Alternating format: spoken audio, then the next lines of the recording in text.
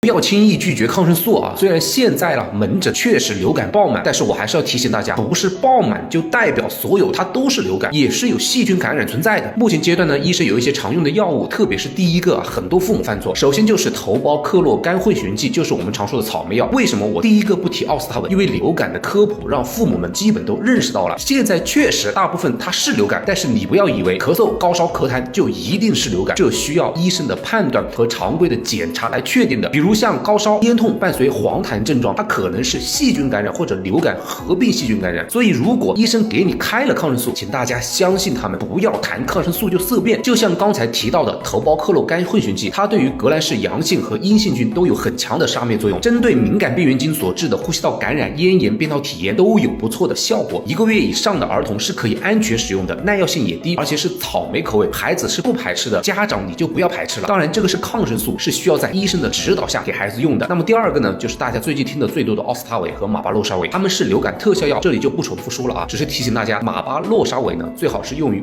5岁以上的孩子，还是考虑它的耐药性问题。第三个呢是退热药，建议家中还是备一些，不管你是备布洛芬呢，还是对一些氨基酚，因为考虑到有些孩子突然的高热或者超高热，孩子容易惊厥。虽然热性惊厥恢复后没有后遗症，但是发作的过程中对于父母来说是很恐怖的。及时用好退热药，能暂缓温度的快速提升。那么快过年了，大家外出或者回家请在公共场合把口罩焊在我们的脸上。